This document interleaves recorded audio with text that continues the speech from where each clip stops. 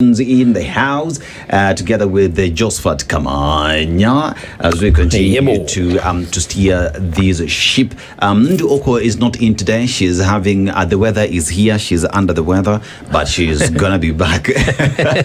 She's gonna be back. Ametuma salamu. She's easy. We talked earlier, and anasema she's okay. She's following the conversation, and that all is well. We need to just be there for her, sit with her, and remember that she is going to be okay. Now, this hour, we shall be having our Health Friday conversation, where the conversation we shall be having this morning is on fighting hepatitis. Now, a breakdown of Kenya's viral hepatitis response and the roadmap to sustainable health outcomes. A critical conversation that we must have, because one would say we are late to having this conversation. We are late to the party, and to have this conversation with us is Dr. Khadija Hassan, who is an MPhil, MC in International Public Health, FLT.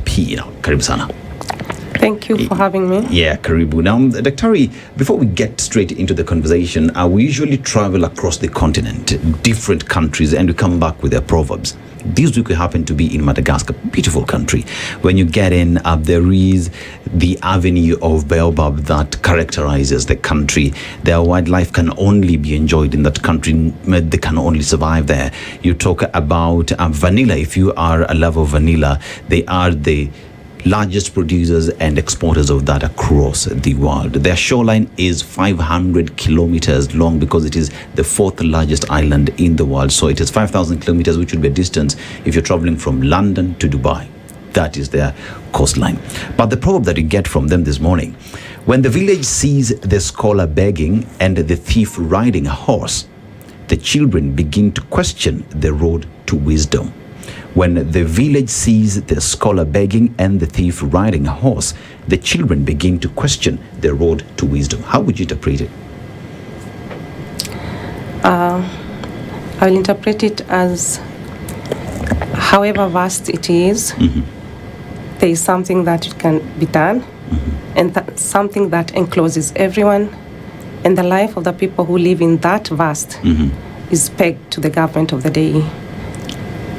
Meskia government. Yes, I've had government. And how vast of the day. Yes, it's pegged to the government of the day. Something can be done. Very interesting and asante Daktari.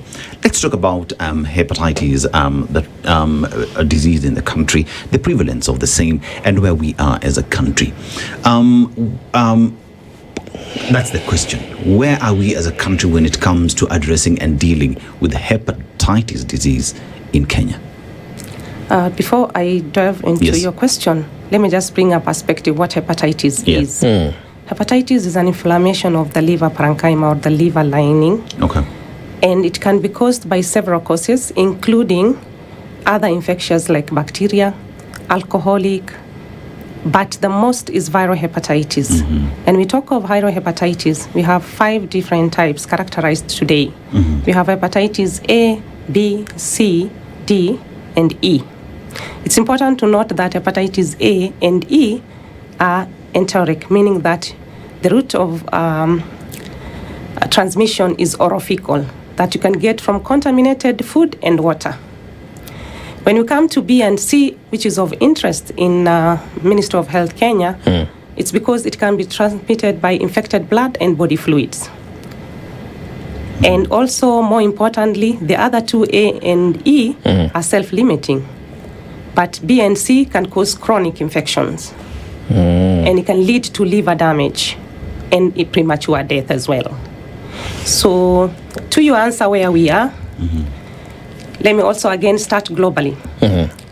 This is a silent epidemic that is causing public health threat, which is acknowledged by the WHO. We have millions of people living with chronic hepatitis, and of those, very few know they are infected.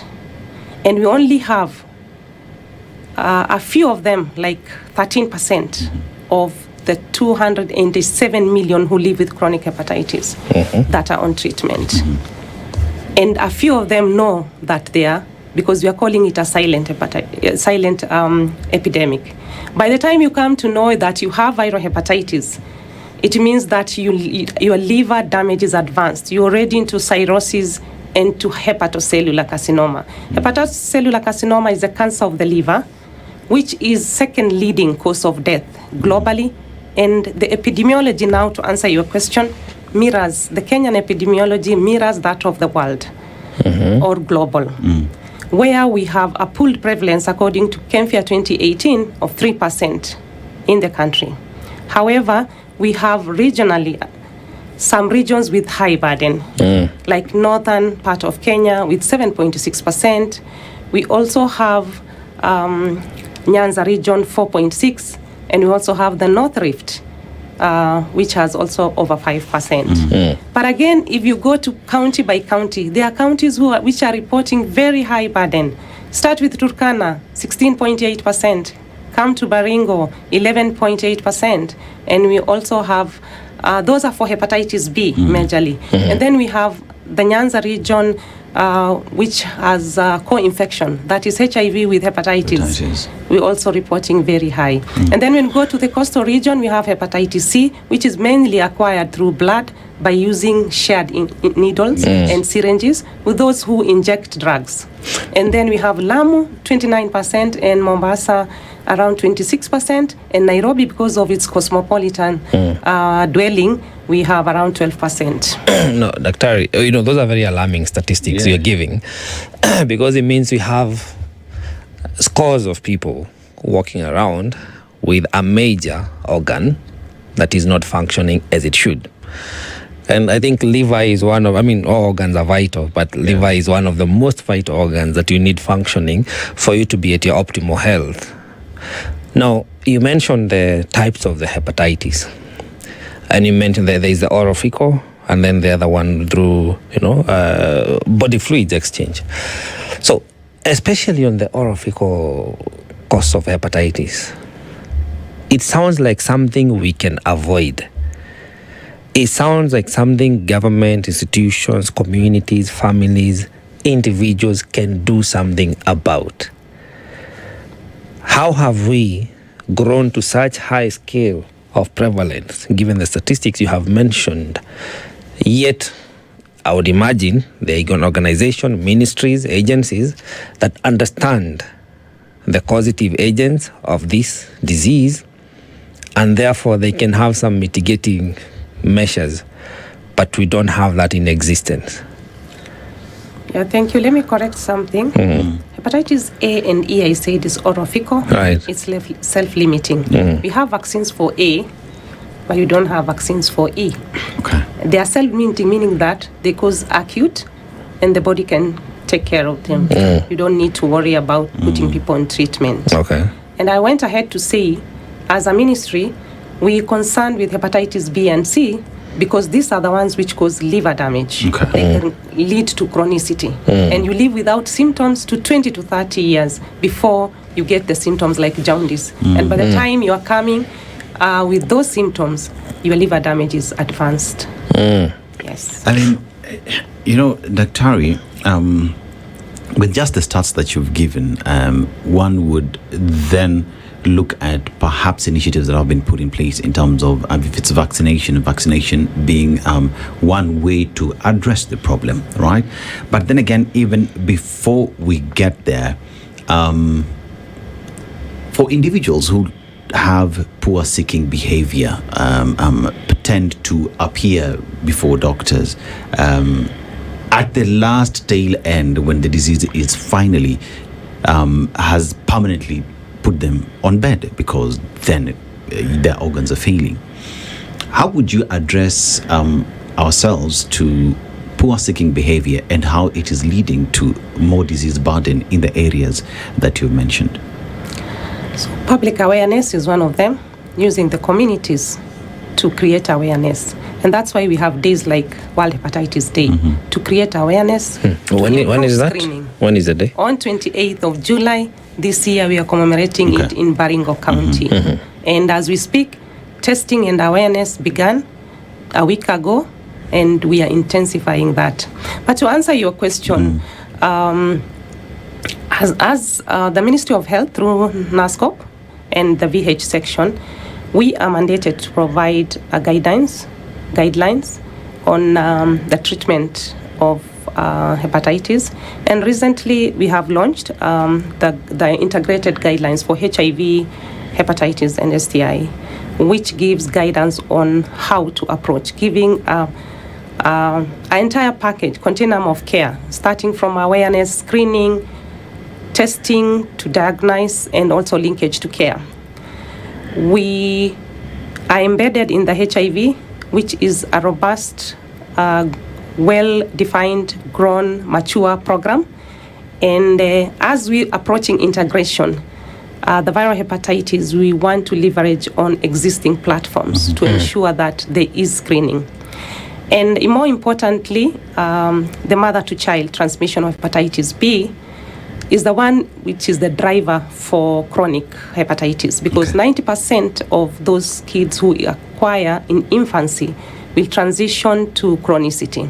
So what the ministry through NASCOP, what we have done is to ensure that each mother who comes to our antenatal clinic, or those mothers who are pregnant and come to our antenatal clinic, get to be screened for the 3 diseases, because we have an entire section that deals with triple elimination of HIV, hepatitis, as well as STI.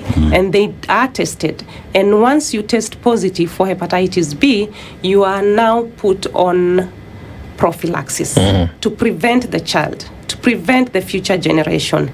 But the mother also, as an individual, has to be checked whether she's eligible for treatment.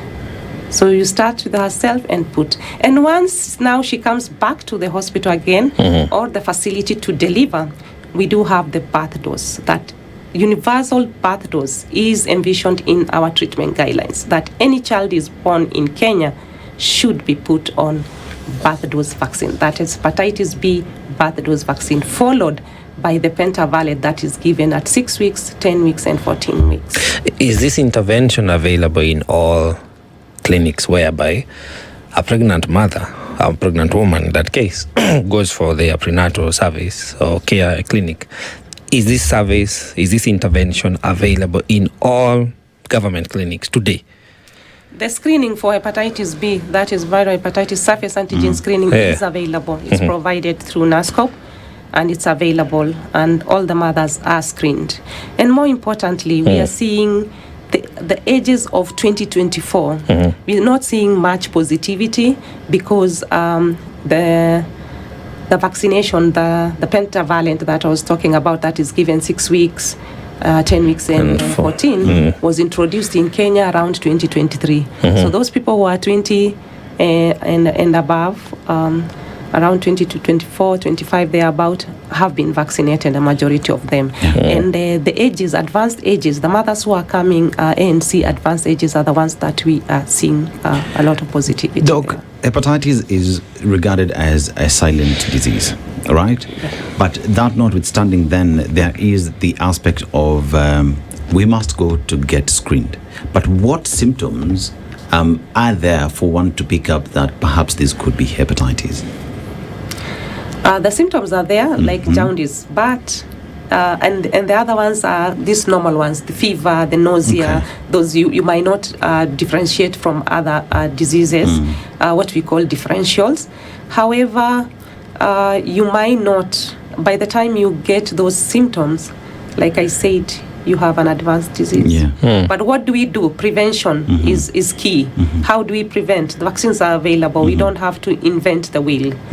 This vaccine preventable, and it's treatable for those who are diagnosed, and the screening is available. So what we are doing is to advance awareness and advocacy, and to get the buy-in from the political elite to ensure that these services are available, and integrate these services to the routine healthcare services in our primary healthcare as well as universal healthcare. I like the fact that you've now brought in integrating these in primary healthcare then, because there have been conversations around vaccination for a very long time, and you'd find that there are those who are pro, there are those who are anti. So perhaps then to break it down to just the importance of vaccination being part and parcel of conversations for mothers, for children, and anyone who's getting into a hospital for any treatment, that this is part and parcel of screening that is done because you want a population that is healthy. Are these conversations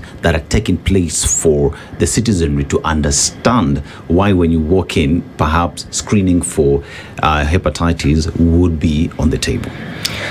Truth be spoken, we are not yet at that level, but we are moving towards that. We are building the structures. You know, when you have policies and you have structures and you have the will and you have the political goodwill, then it's easy to get there. Our mandate as of now is people to create that awareness that yes, hepatitis is with us. Yes, we do have the burden, but the good thing is it is preventable, it is treatable, it is manageable, and for the cases of hepatitis C, it is curable. Who qualifies for vaccination? At what point do you say, can anyone, like even a newborn vaccinated, a 50-year-old vaccinated, who qualifies? At what point do you say, we wanted to vaccinate you? Because many are asking, can I wake up today, go and say, I want to be vaccinated? You cannot just wake up and get vaccinated.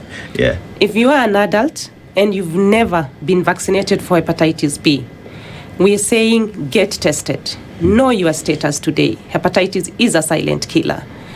Once you know your status and you are negative, then you are eligible for vaccination, adult vaccination, which will be given 3 doses. And 3 doses at different scheduled times. And then for the infant, that's a good question that you ask. For those infants who are born, the mothers who have been confirmed, like I said, we're screening for hepatitis for all our pregnant mothers who show in our clinics. There are disparities for those who will come late, for those who will deliver at home. But a majority, now that we have CHARs who are bringing the mothers, and we are advocating for all pregnant mothers in this country to get skilled delivery and attend as early as possible to our ANC clinics for them to be screened for not only hepatitis but the 3 diseases and other infections, because we're looking at this person in a holistic way, not a disease specific. As we're moving to integration, even if today the center is hepatitis, but we're looking at that woman as a holistic individual. Now, you know, there's the other lot. So you have the newborns, the new mothers, but then you have the adults who have, various life choices, are suffering like liver cirrhosis because of overindulgence, maybe of drinking. The intravenous drug users, you say the injection and sharing of the needles can cause like hepatitis C and all that. How is the prognosis? Is much is a pandemic? Is this a disease that you can be treated and cured from, you can recover from? What is the resilience of the liver? We've had, I don't know that it is overrated, but it's one of the most resilient organs one has. How factual is that? Yeah, for hepatitis C, there are active antiviral therapy that are taken for 12 weeks and it is totally curable. For hepatitis B, like any other chronic illness, it's not a curse. These are just a medical condition. Once you are tested and you are diagnosed to have hepatitis and your level of liver damage is ascertained, you put on antivirals, like what we're calling tenofovir, only a single drug. But in Kenya, we are using a combination of 2 for life.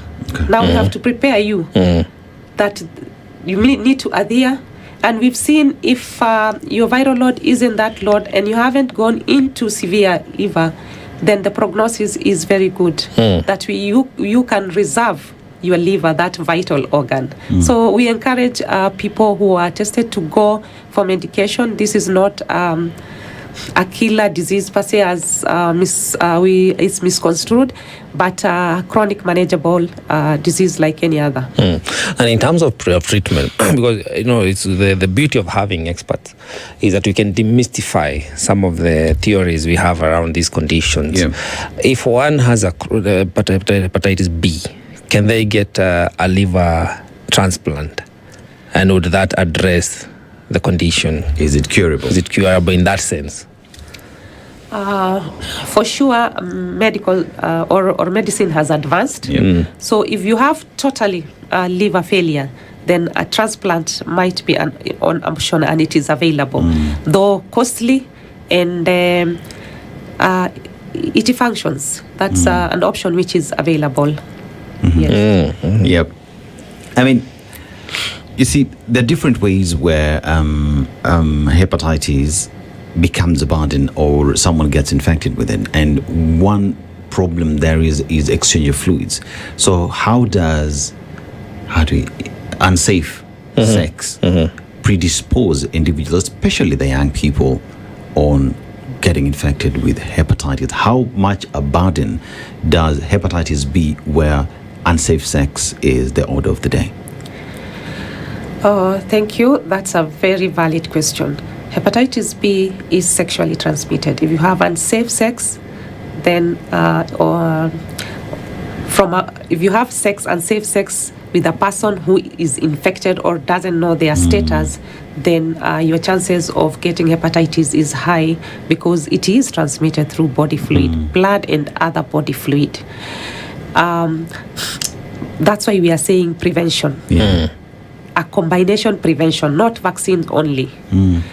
Have safe sex, protect yourself, use condoms, and the more individuals who are at risk are those with multiple sexual partners, unfortunately, and those are the ones who must practice safe sex. And we are seeing our adolescent and young people to be in this category. I was saying we are seeing low positivity because they got the vaccines, but we also prevention is better, a combined approach. So when we look at reports coming from government that we are recording more HIV cases, say in Nairobi, among the young people, is that as well an alarm bell for doctors as well when it comes to the burden of hepatitis in the society? Because then again, HIV, how is it transmitted? Through unsafe sex. So when we see numbers of HIV going up, that in one way or the other would as well inform what needs to be done to address hepatitis. Would I be right? We can use that one as a proxy, but unfortunately, viral hepatitis is more virulent, 100 times more than HIV. Okay. So we are more worried with hepatitis B as opposed to HIV. But HIV is more pronounced, and people speak about it, and people have knowledge about HIV, including our healthcare workers. But when you speak of hepatitis, very few know that it even exists, or even how to handle and how virulent it is. But it is virulent than HIV, and it can cause more infection than HIV, and it has more people who have mortalities or death than HIV, even globally. But unfortunately, less is done if you compare with respect to HIV, including advocacy, awareness, and also the resources that are put towards HIV if you compare with hepatitis. And we're talking about the hepatitis disease in the country and how we are fighting the same. And on the hot seat with us is Dr. Khadija Hassan as we continue with the conversation now. Kamanya, you had a question? Yes, Dr. Correct me if I'm wrong, but I believe before the 1980s, the world did not know anything called HIV. But then it became what it became. So I'm now beginning to wonder, is this liver condition, hepatitis, a new medical phenomenon? And what could have contributed to it? At what time did we realize, now we have this condition that we need to start focusing on? Or was it still there before the HIV medical phenomenon, in your opinion? It could have been there because it's a silent disease.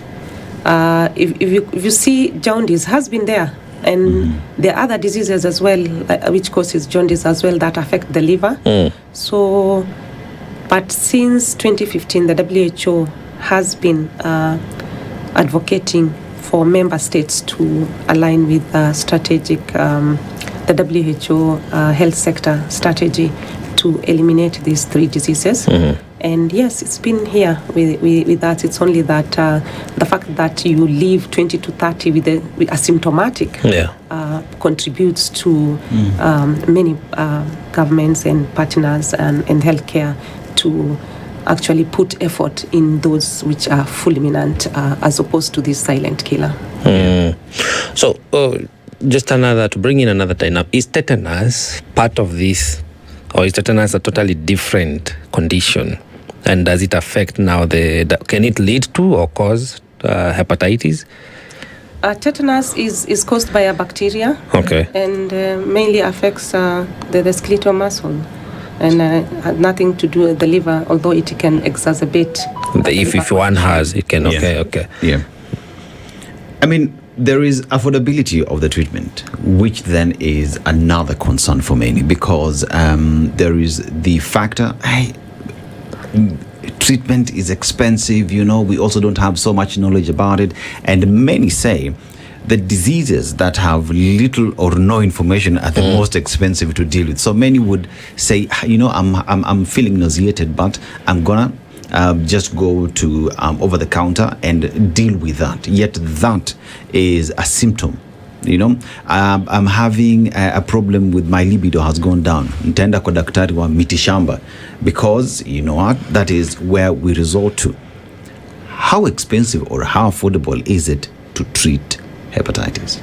Start with the myths that you brought in. We want to demystify the myths that hepatitis, or when you get a symptom, you just go to mitishamba. And that's why slowly people have been dying and burying, and especially the rural area. And there is a big connection between education and viral hepatitis transmission. We are seeing high burden in those people with low or no education at all. It also socio-economically, for those who are living crowded areas, because hepatitis B has both vertical transmission and horizontal as well. We're seeing a lot of familial transmission. So having said those conditions, the treatment, because it's not known, people are not aware that this is a disease that can be cured or treated and managed, and therefore they don't seek treatment or screening or testing earlier enough, and thereby not resorting to conventional management. But you want to say the treatment of hepatitis it's cheap, especially hepatitis B, where we're just using a single molecule that will cost us $23 to $34 per person per year. And for a government, that is not much if you consider the quality years of life that will be lost once you have chronic hepatitis. We can prevent this one because chronic hepatitis becomes expensive to treat, because of course you will require transplant and all that once your liver fails. And also now the healthy years I'm talking about, the person, and economically, those are the years that can contribute to the economy, and we're losing that. So we can look two angles: intervention and how many years of quality life that individual gains, or the country or the population, or put intervention and see how many years you gain and how many economical gains that we have. So these are two scenarios, and a good government will go to intervention arm where you put interventions, and we have 5 types of interventions. Key, like prevent, because hepatitis B is preventable through vaccination and other preventive measures, but more importantly vaccination, that is the infant birth dose vaccination, and then continue with pentavalent. And those adults who will test negative, put them on adult vaccination, and you're done with that. You've contained the transmission. And for hepatitis B, C for instance, it can be eliminated because it's curable.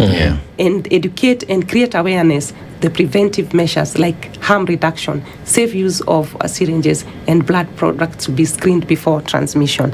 Then we're coming to test. Ensure that you are screened and tested, and if you are diagnosed, this is not a death sentence, you can be managed.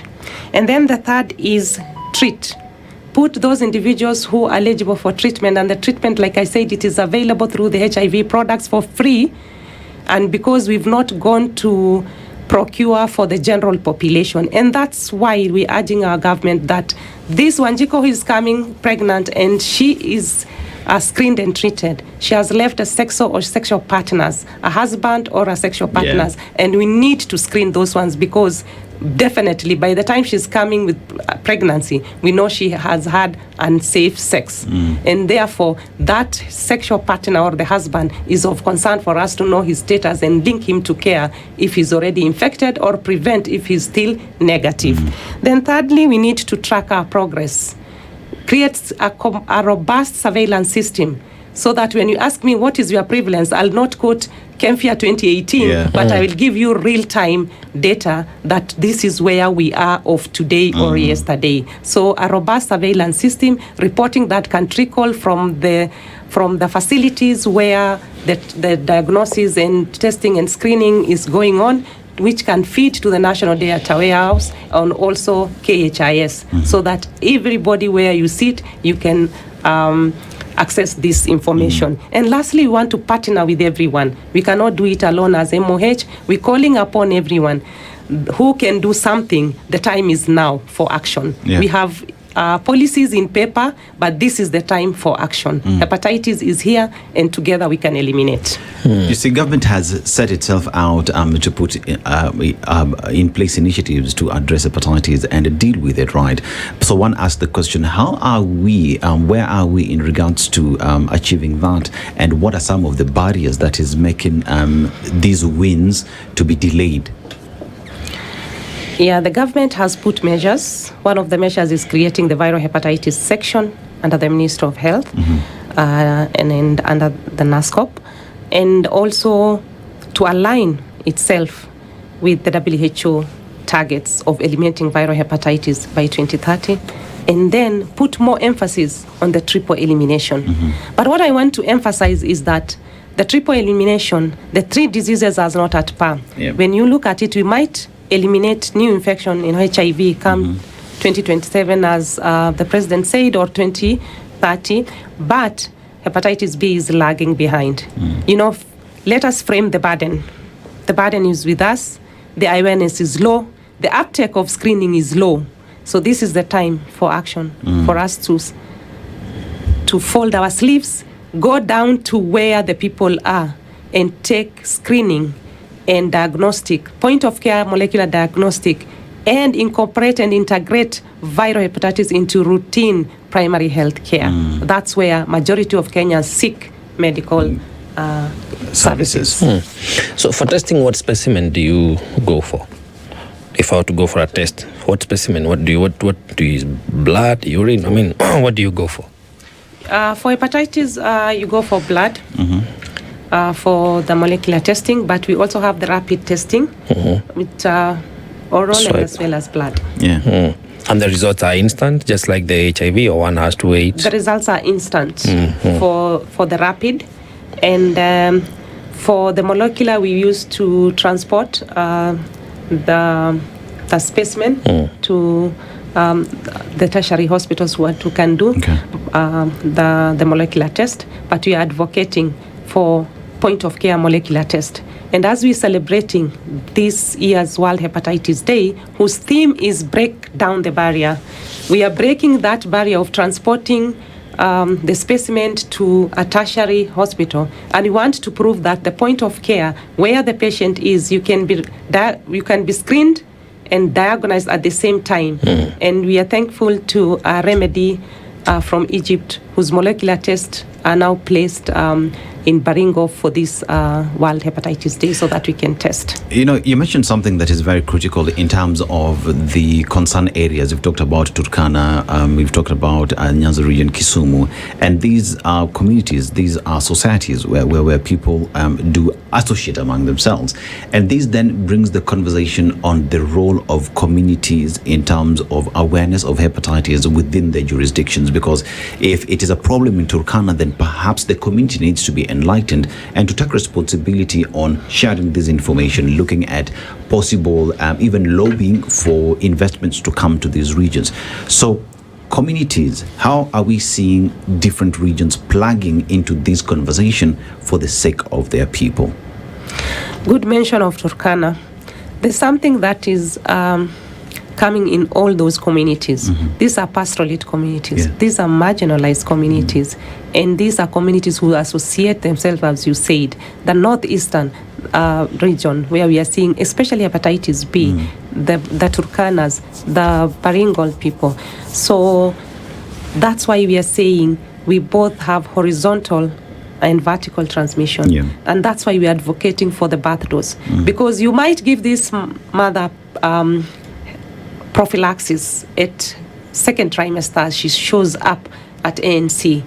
But now between the 6 weeks that she will get pentavalent and birth, this is the time that we have high infectivity and high transmission. And that's why we're advocating, we're asking our good government that, and through NVIP, the National Immunization Program, to ensure that we do have the birth dose that is envisioned in our integrated guidelines and also aligned with WHO. In Africa, only 17% of the newborns receive birth dose. But unfortunately, Kenya is yet to roll out the birth dose vaccine. So as we celebrate the World Hepatitis Days, this is a call that we need to incorporate the birth dose hepatitis. Like we are giving the BCG for TB and polio at birth. The first one should be birth dose viral hepatitis vaccine. Why is Kenya finding it difficult to roll out this vaccine at birth? What's the delay? What's the lag? This one probably I might not be able to answer why the delay. But I know it is in the guidelines, and once you have them anchored in the policy, that the government has the responsibility to take up that. And I know that's the direction we are moving if we want to get to the elimination targets. You know, the challenge is that some things you cannot fully and truly enforce in terms of law. I think the best form of adherence to treatment and compliance stems from when the client is fully aware of the challenges they are facing and they are compliant, they adhere to the treatment, other than coming out as this is an obligation and you must. Today, most young mothers are happy to get a vaccination against polio because they know, they have seen. And that's why there is no much resistance regarding the BCGs and the other vaccines you mentioned earlier. But you realize of late, especially here in Kenya, there has been sort of a new development of vaccines that the population is not comfortable with. And I'll cite an example. We had a typhoid vaccine going around the other day. I think there was also a cholera type vaccine some other time. And people don't have faith in this vaccination, either courtesy of inadequate information being out there before, or religious beliefs or cultural practices, or also people being fully aware sometimes that some of these conditions, there are other ways of preventing them. So, and this now creates a resistance on the uptake of the vaccine. How does this affect the same when you're talking about the hepatitis B? First of all, to start with, polio. How many campaigns have we had of polio? Many, took a long time, many years. So how many years? Time for a new initiative to be uptaken because there are different levels of understanding of that. But for viral hepatitis, the vaccine is not universally available for us to carry out that. And that's why we asking and we crying to our government, because this is vaccine preventable disease and which causes detrimental liver disease and death, because it's a second killer. So many institutions like the cancer institution will come in because hepatocellular carcinoma, once you get now, you transition to the cancer institute because that's a cancer now. So call for everyone. Like Mother Teresa said, what I know, you don't know, and what you know, I don't know. But together we can do great things. And that's why you're calling upon the government at different levels, the national, the county, because health is devolved. We have the partners, we have the community. Everyone has a role. Let's come together. Let's campaign. Let's put innovations which are already there. The good thing is The innovations for viral hepatitis are already there, and all we need is to partake and have that goodwill so that we can carry out. If you remember very well, in the 1970s, there was kick polio in the world. Yes. Not polio, smallpox, sorry. And now smallpox is something of the past, and that we don't have to even vaccinate or care about. And I envision is to see that a world which is free of hepatitis, if the correct decision is made and made it now. I think even polio, there was a campaign for kick polio sometimes during a World Cup somewhere there. Yeah. So I agree. It takes a lot of time and effort and convergence of ideas on how to best penetrate various setups, because you have culture, you have religion, you have foods as well that could contribute to immune system and otherwise. But I'm just wondering, what, in your opinion, if you have the stats for it, what's the level of child mortality courtesy of hepatitis B, which goes unattended from the mothers because of the infection? So generally, the mortality is high for hepatitis, because 12% is the global contribution of children who acquire through mother-child transmission. However, do you have a local Kenyan statistic on that? However, once you acquire, the chances of you transiting to chronicity is very high, 90 to 95%. But you need to take 30 to 20 years. Yes. So by the time fatalities occur, you're already 30 years and above an adult. I mean, sorry, you see, in this conversation, one thing that needs to be pushed more is preventing infection, right? And with that, then you can go get screened, practice safe sex, with those who are injecting, stop injecting. Government needs to as well step in enforcement. But there is one area that perhaps should as well be talked about, where is sex education among children, among the youth, which for one reason or the other, religious institutions have said no, our cultures as well, and also just our African culture as the way we are, these are things that we just do not talk about. On that aspect alone, to just having conversations around it and making it a normal conversation, how would that be a game changer when it comes to addressing the burden? It will be a game changer. But I've said you need to know how to approach it. Yes. Maybe use the religious leaders, especially communities who probably they won't want a lady to address a congregation of men about sexuality. But those are realities which are with us. And hepatitis doesn't know barriers, it doesn't know religion, it doesn't know tribe or ethnicity. It affects everyone so long as you're exposed. So I think it's prudent for everyone, starting with our teachers, our healthcare workers, the community, the clergy, and everyone, to be freely talking about the transmission of hepatitis and sexuality and what you can do, not to stop sex, but to have a safe sex. Yeah. Another thing that happens is you have your partner, you want to get married. First thing, go test for HIV, and it remains there. But people don't take further information, further steps to overall healthy being. How are you? Let's take a test of hepatitis, find out where it is we are. And this perhaps is one of the ways as well, because like you've said, if you look at mother to baby transmission, that right there is because of two people who came together and sired a child. So if you do not have conversation around hepatitis and continuous monitoring of how you are as parents, you are exposing your offspring to that disease. So perhaps then this is not only a conversation at that macro level, but to micro level as well, that needs to be had more often, you reckon? That is very welcome, and I think as a program that's where we want to go. But we want to start first of all educating our healthcare workers, because the level of knowledge, if you compare to HIV, is much low.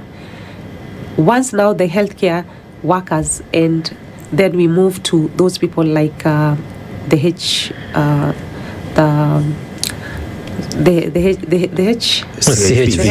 CHPs. Yes. And those are the people who go to communities and they have assigned 100 households. And those are the people that now we can leverage on to ensure that the awareness of hepatitis goes as par with HIV. So like I said, we want to leverage on the structures because we are embedded in the HIV. We want to leverage on those structures that are for HIV for us to create hepatitis awareness, which is equal to whatever the HIV has achieved. And you see, in terms of social management of the disease, a lot of people had to contend with stigmatization during HIV intervention and treatment. And now here also we are saying, it can be transmitted sexually. So, that can be attributed to immorality in the society. That does not necessarily mean so. And this may keep people away from wanting to show up for clinics, for treatment and follow-up. What new, perhaps, modalities of intervention, of outreach, of awareness can we use to sensitize people just to know that this is not a moral issue, it's not a promiscuity issue, it is a medical condition as you put it, and it can be managed? So the stigma is very high for hepatitis because one thing, the transmission mirrors HIV and the treatment for HIV. Yeah. So combine those ones with low knowledge and awareness, the stigma is very high. But even for the HIV, 40 years down the line, the stigma is still there.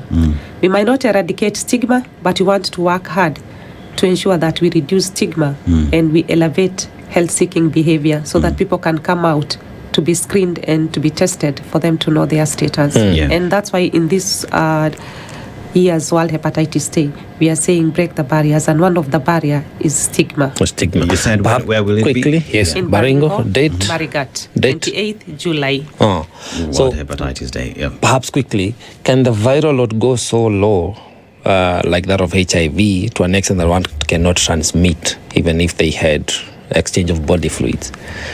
Yes, for sure. If you are diagnosed earlier and your viral load is low and you are put on treatment, when you meet the treatment eligibility, we are seeing good prognosis. We are seeing rapid reduction because the antiretrovirals are highly active in reducing the viral load, and that now reduces progression to cirrhosis, scarring of the liver, and other liver complications hepatocellular carcinoma. Yeah. Dr. Khadija Hassan, as MPham, MEC in International Public Health, FELP, and it is this conversation definitely must continue as we approach the World Hepatitis Day. Everybody should take care of themselves. This is the Situation Room, the only way to start your day.